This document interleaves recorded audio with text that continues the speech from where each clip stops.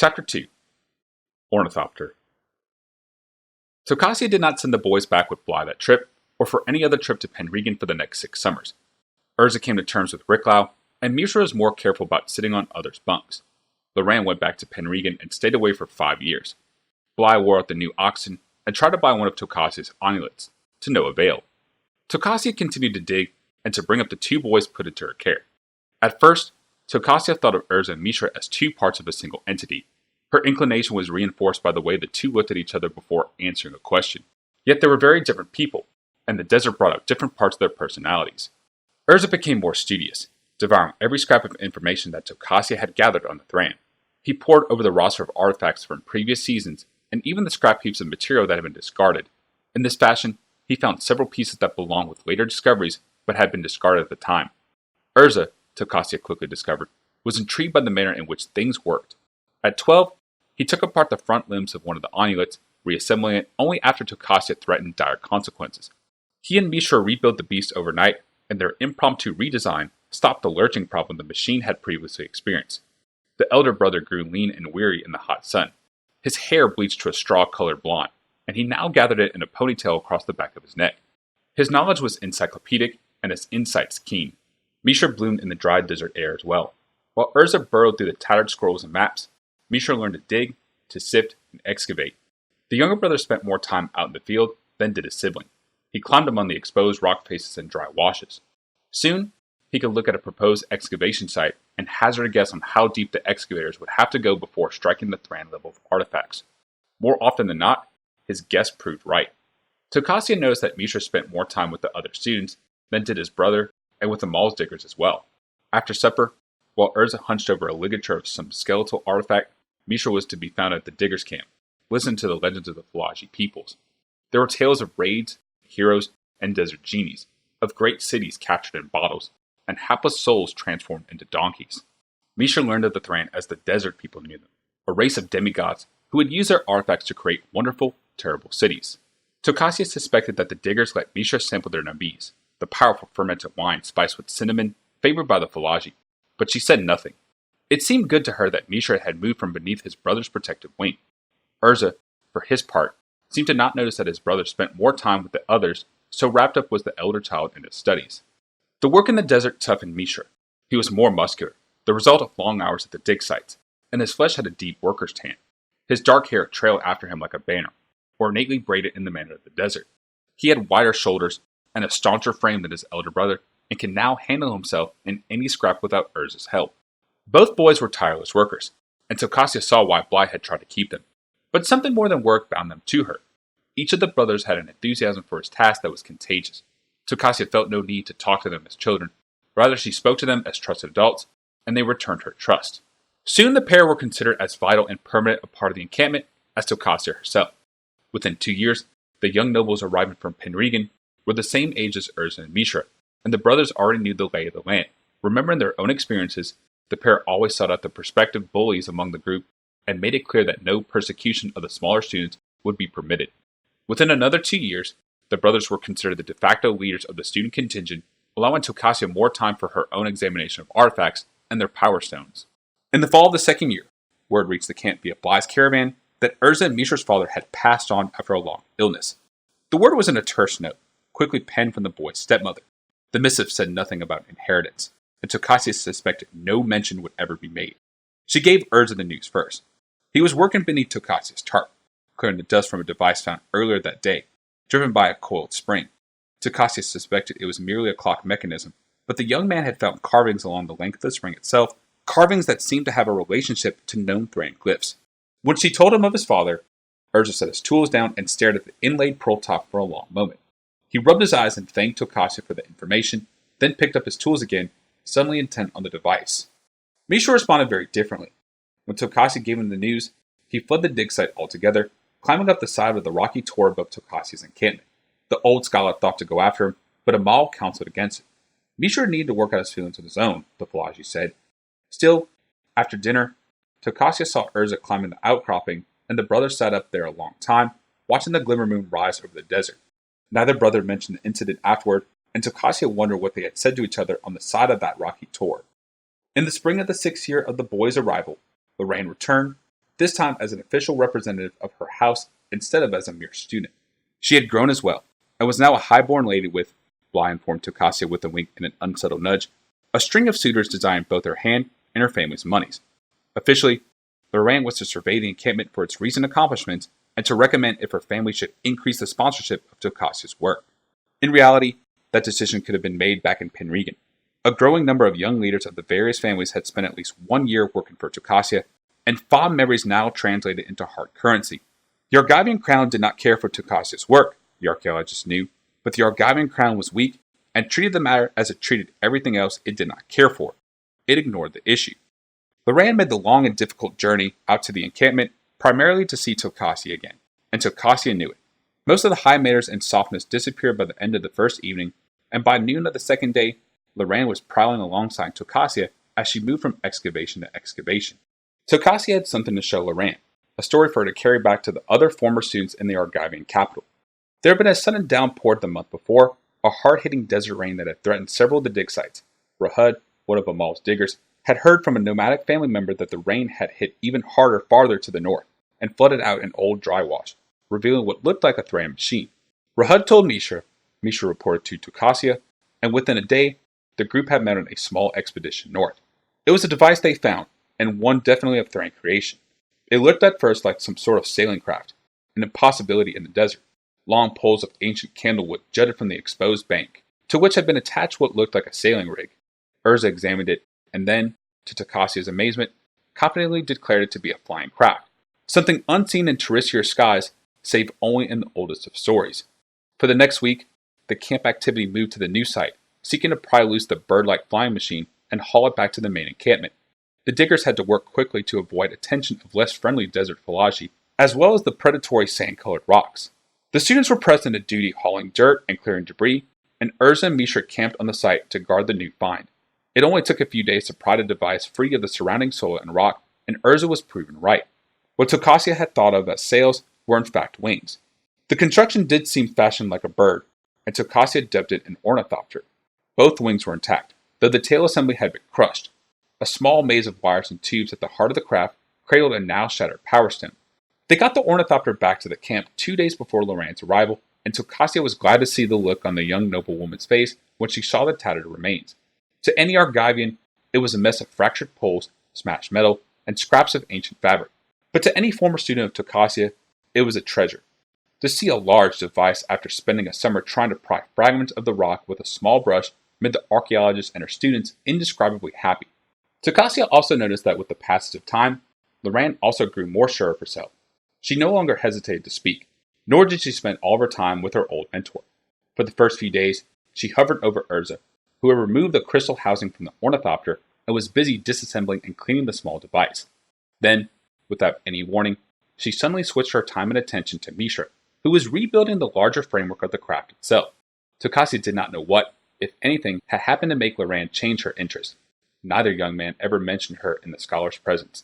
The young woman returned to Penregan with promises of support for Tokasia and an order for light sailcloth, and the brothers returned to their work. Misha had rebuilt the ornithopter's framework, but the nature of the tail assembly defied him.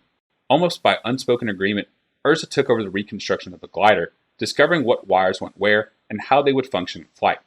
It was Urza who discovered that the sail-like wings had to be ribbed with thin sheets of candlewood in order to maintain their form in flight. For his part, Misha confirmed that by bringing slender boughs of snapped wing ribs back from the dig along with strands of frayed wire. Urza saw that the wire was better for controlling the shape of the wings than mere rope, and another order was placed with Bly. The two young men spent hours together poring over the design, trying to determine how the tail assembly would function. In all, it took 8 months for the ornithopter to be rebuilt. The key was the box of wires and discs that served as the craft's engine. Urza, Misha, and even Tokasia did not know exactly how the small engine could power the large ornithopter. They only knew that it did. Urza used the small wheat crystal that belonged to the Su-Chi to power the device. It was the last day of the year, Misha's birthday, when the craft was ready at last. The day was surprisingly warm, and a soft wind blew from the desert. There was some debate over who would get the honor, and the danger, of the first test flight. "I should do it," said Urza. "After all, I understand the workings of the power crystal cradle." "I should do it," countered Misha. "The flight levers controlling the wings are mulish, and they need a strong hand to keep them in line." "I'm lighter," said Urza, I'm stronger, snapped Misha. I am capable of holding levers in place, said Urza. And I understand the power crystals as well as you do, added Misha quickly. I am the elder, said Urza smugly. And it's my birthday, shouted Misha, the blood rising to his face. So we are equal. Tokasia looked at the two young men and let out a deep sigh. Such disagreements were rare, but were severe enough to trouble her. At last she said, If you cannot decide, then I will have to risk my ancient bones in this device. The two young men stared at Tokasia, then looked at each other. Each simultaneously pointed to the other and said, He should fly it. In the end, they flipped a coin. Urza won, and Misha did a passable job of containing his disappointment as the last of the preparations were made. A wide level place had been cleared outside the stockade gates for the craft. The blond young man climbed into the housing at the front of the Ornithopter and slowly depressed the two main levers, engaging the arcane crystal within the maze of gears and wheels that he had lovingly rebuilt over the past months. The entire craft tumbled as the last of the slack and the wires were taken up and the wings accordioned out in the great pair of sails.